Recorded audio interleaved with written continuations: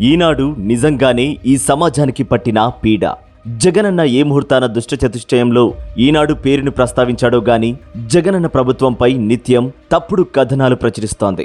Mining ఆదాయం పెరిగితే దోపిడీ జరిగినట్లంట.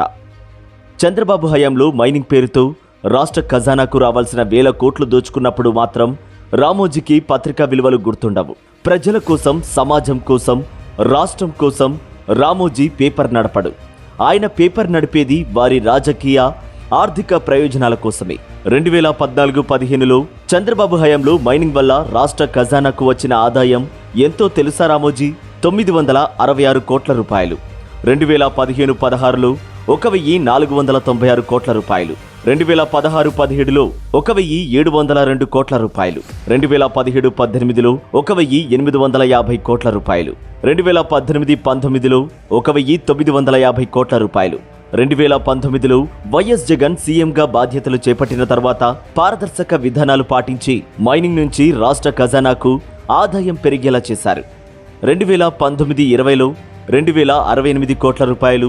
2020-21లో 2790 కోట్ల రూపాయలు.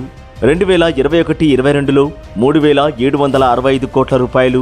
2022-23లో 4765 కోట్ల రూపాయలు. బాబు హయాంలో అక్రమ ఇసుక రవాణా అడ్డుకున్నది అని ఎంఆర్ఓ వనజాక్షిని ఇసుకలో వేసి కొట్టించాడు మాజీ ఎమ్మెల్యే చింతమనేని ప్రభాకర్ చౌదరి. చంద్రబాబు సీఎంగా ఉన్నప్పుడు ఆయన ఇంటి వెనుక అక్రమంగా ఇసుక తవ్వకాలు రేయింబవలు యథేచ్ఛగా జరిగేవి. వందల సంఖ్యలో లారీలు ఆయన ఇంటి ముందు నుంచే హైదరాబాద్కు తరలిపోయేవి. చంద్రబాబు సీఎంగా ఉన్నప్పుడు ఇసుక దోపిడీ నిజమేనని తేలడంతో జాతీయ హరిత ట్రిబ్యునల్ ఏకంగా 100 కోట్ల రూపాయల జరిమానా వేసింది. అదే జగనన్న హయాంలో ఆదాయం 2 లేదా 3 రెట్లు ఆదాయం పెరిగితే మైనింగ్లో దోపిడీ అంటూ విష ప్రచారం చేస్తాడు రామోజీ. ప్రజలు ఎవరు ఈనాడు రాసే వార్తలు నమ్మొద్దు.